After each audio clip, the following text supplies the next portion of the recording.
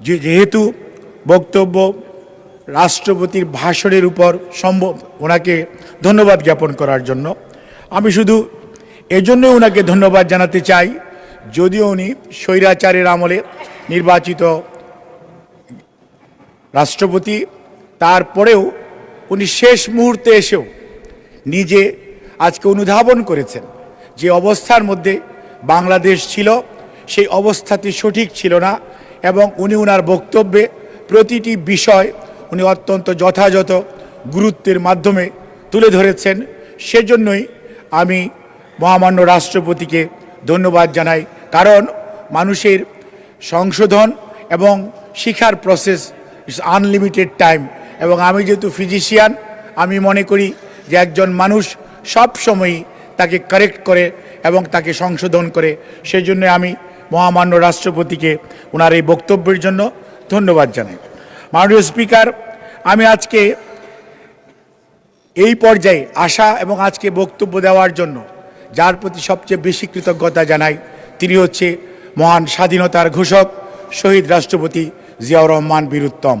কারণ উনি এমন এক মানুষ, যে মানুষ যখন রাজনীতিবিদরা দেশ থেকে পালাচ্ছিল, কেউ কেউ আত্মসমর্পণ করছিল, সেই সময় এই হতাশাগ্রস্ত জাতিকে, দিকভ্রান্ত জাতিকে দিক নির্দেশনার জন্য যে মানুষটি মেজর থাকার পরেও ওনার উপরে অনেক কর্নেল ছিলেন, ব্রিগেডিয়ার ছিলেন, কিন্তু কেউ কোনো দায়িত্ব নেয় নাই। অনেক রাজনীতিবিদ ছিলেন, ওনারা ওনাদের দায়িত্ব পালন করতে ওই সময় সাহসিকতার সঙ্গে এগিয়ে আসতে পারেন নাই। যে মানুষটি নিজের পরিবারের কথা, নিজের নাবালক ছেলেদের কথা ভুলে গিয়ে উনি সাহসিকতার সঙ্গে বলেছিলেন, I revolt, we revolt and I hereby declare the independence of Bangladesh.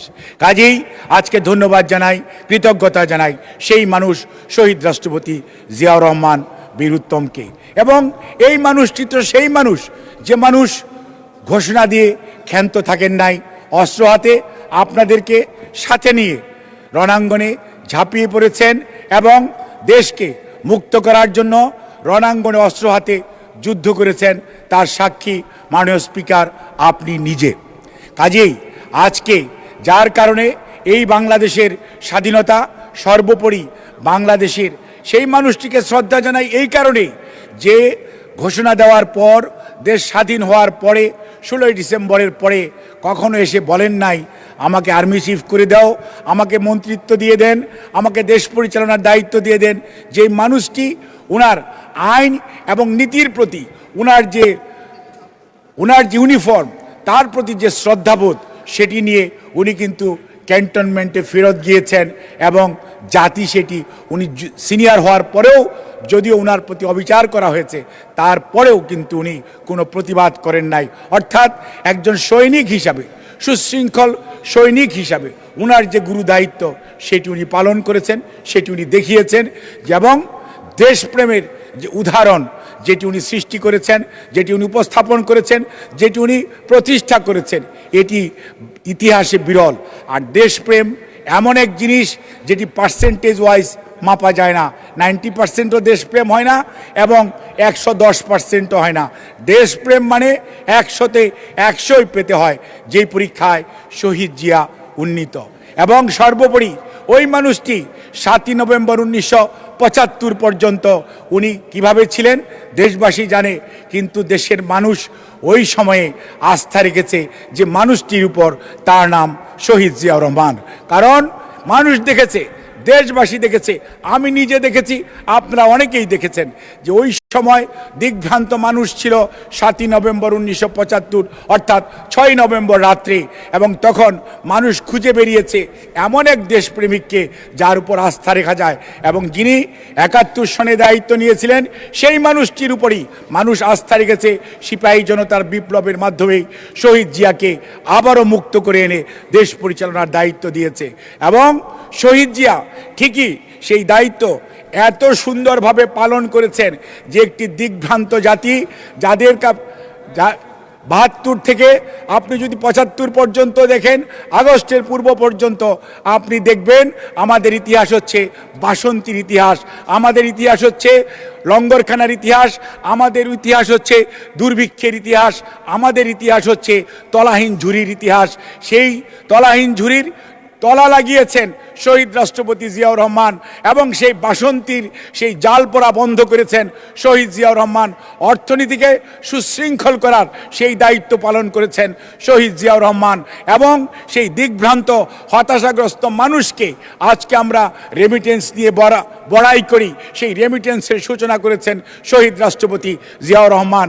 আজকে আমরা আরএমজি নিয়ে গার্মেন্টস নিয়ে বড়াই করি, সেটির সূচনা করেছেন কোরিয়াতে উনি লোক পাঠিয়েছেন, তারা ট্রেনিং করেছে, তাদেরকে এনে বাংলাদেশে সেই গার্মেন্টস তৈরি করার ব্যবস্থা করেছেন এবং ফ্রান্সে প্রথম রপ্তানি করে সেখানেই আজকের আরএমজি সেক্টরের আজকের যে উপস্থিতি।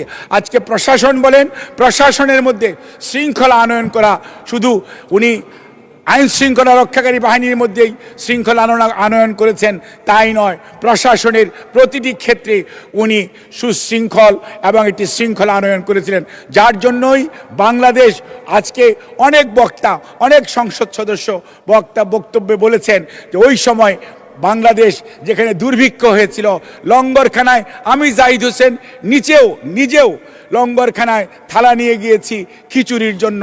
কাজেই সেই সময় থেকে ৭৯ সনে এসে এই বাংলাদেশ একই পরিমাণ ভৌগোলিক অবস্থান থাকার পর, জায়গা থাকার পরেও তারা কিন্তু চাল রফতানি করতে পেরেছে। অর্থাৎ মানুষকে উনি আশান্বিত করেছেন, উজ্জীবিত করেছেন, মানুষকে ঐক্যবদ্ধ করেছেন এবং আমরা বিভাজিত ছিলাম, সেই বিভাজিত মানুষকে উনি ঐক্যবদ্ধ করার জন্য উনি যে চিন্তা করেছেন সেটি হচ্ছে পাহাড়ের মানুষ, সমতলের মানুষ, বিভিন্ন ধর্ম গোত্রের মানুষের যদি ঐক্য না হয় তাহলে কোনো অবস্থাতেই একটি জাতি এগুতে পারে না। সেই জন্যই উনি সর্বপ্রথম যে সিদ্ধান্ত নিলেন, উনার যে কালো যেই দর্শন, যেটি বিগত স্বৈরাচারও ধ্বংস করতে পারে নাই, মুছে দিতে পারে নাই, সেটি হচ্ছে ঐক্যের ঠিকানা হচ্ছে বাংলাদেশি জাতীয়তাবাদ, যেটি আমাদের সবাইকে ঐক্যবদ্ধ করে, সবার আবেগ অনুভূতিকে ধারণ করে, যার মাধ্যমে বাংলাদেশ সামনের দিকে এগিয়ে যায়। সেইটার রূপকার, সেইটার প্রবক্তা শহীদ রাষ্ট্রপতি জিয়াউর রহমান। সেই জন্য আমরা উনাকে কৃতজ্ঞতা জানাই, ওনাকে ধন্যবাদ জানাই জাতিকে ঐক্যবদ্ধ করার জন্য। এবং এই মুসলিম সংখ্যাগরিষ্ঠ দেশের মধ্যেও উনি এই সংবিধানে বিসমিল্লাহির রহমানির রহিম আজকে যেটি আছে এবং আল্লাহর উপর অকৃত্রিম বিশ্বাস যেটি ছিল, বিগত স্বৈরাচার যেটিকে সরিয়ে দিয়েছে, আজকে সেইটিকে আবারও আমরা পুনরুজ্জীবিত বিসমিল্লাহ আছে, কিন্তু সেটি এখন নাই। সে নিশ্চয়ই আমাদের যে সংবিধান, আমাদের যে জুলাই জাতীয় সনদ, এর পরিপ্রেক্ষিতে সংবিধান সংশোধন যখন হবে তখন এটি আবারও ইনশাআল্লাহ আসবে। কাজেই আজকে আমাদের মনে রাখতে হবে, আমাদের পুরুষেরা, আমাদের প্রতিষ্ঠাতা শহীদ জিয়াউর রহমান যেটি করেছেন, স্বাধীনতা ঘোষণা করেছেন, দেশকে সুশৃঙ্খল করেছেন এবং এমন একটি রাজনৈতিক দল, বাংলাদেশ জাতীয়তাবাদী দলের সৃষ্টি করেছেন, যেই দল সত্যিকার অর্থে সবসময়ই মানুষের পাশে দাঁড়ায়। এবং এই তো সেই দল, যেই দল সত্যিকার অর্থে দেশের উন্নয়ন এবং মঙ্গলের জন্য জনগণের পাশে সব সময় পাশে থেকে কাজ করেছে। কোনোদিন জনগণকে ছেড়ে এই দল বাইরে চলে যায় নাই, যার জন্যই আজকে দেশের মানুষ শহীদ জিয়ার আমলের ৭৯ সনের যে পার্লামেন্ট, সেই পার্লামেন্টের চিত্র যদি আপনি দেখেন, সেই পার্লামেন্ট ছিল সবচেয়ে গ্রহণযোগ্য একটি পার্লামেন্ট। এবং তার পরবর্তীতে আপনি ৯১-এর কথা বলেন, আমরা আজকে বলি তারই ধারাবাহিকতায় দেশনেত্রী বেগম খালেদা জিয়া কখন আসলেন? যখন শহীদ জিয়াকে আতাতায়ীরা চট্টগ্রামে ওনাকে গুলি করে ওনাকে যখন নিহত হলেন উনি, সেই সময় দেশমাতৃকার টানে ষড়যন্ত্র কিন্তু চলতেই থাকলো। ষড়যন্ত্র কেন হলো?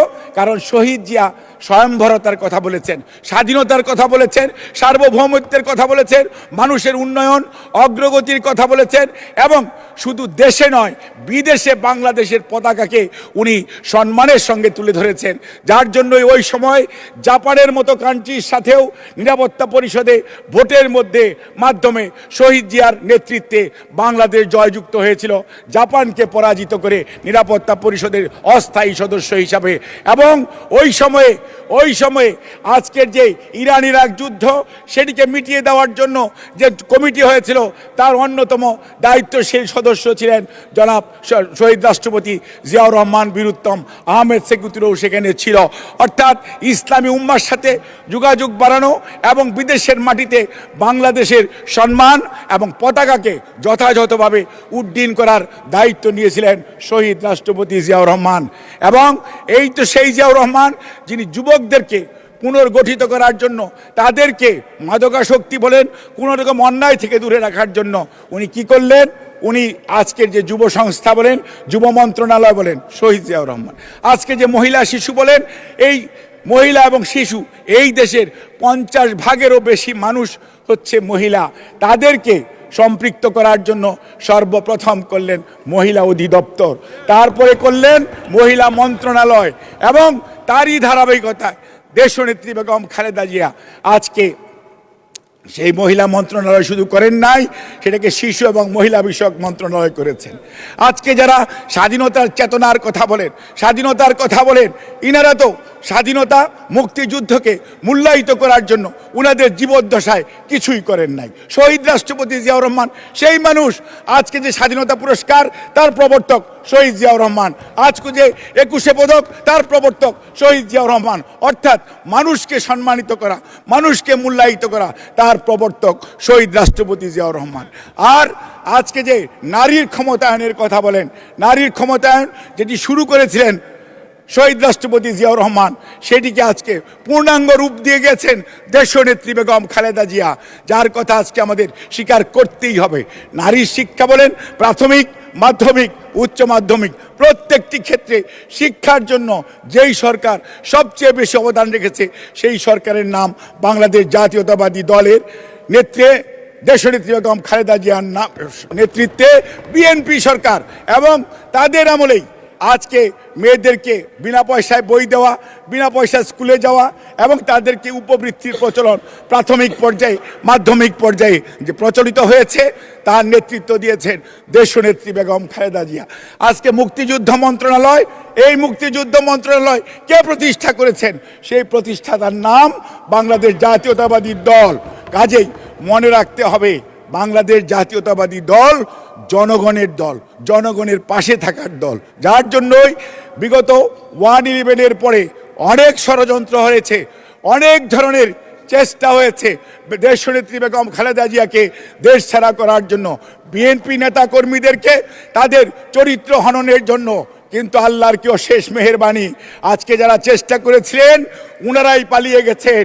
আর দেশনেত্রী বেগম খালেদা জিয়া আল্লাহ রাব্বুল আলামিনের অশেষ কৃপায় অনেক নির্যাতন কষ্ট সহ্য করার পরেও দেশের মানুষ দেশনেত্রী বেগম খালেদা জিয়ার কফিনের পাশে সারা বাংলাদেশ দাঁড়িয়েছে, শুধু বিএনপি নয়। কাজেই আমরা শ্রদ্ধা জানাই, কৃতজ্ঞতা জানাই সেই নেত্রীর প্রতি, যেই নেত্রীর দেশপ্রেম অকৃত্রিম, যিনি তার স্বামীর রেখে যাওয়া দায়িত্ব যথাযথভাবে পালন করেছেন। কোনোদিন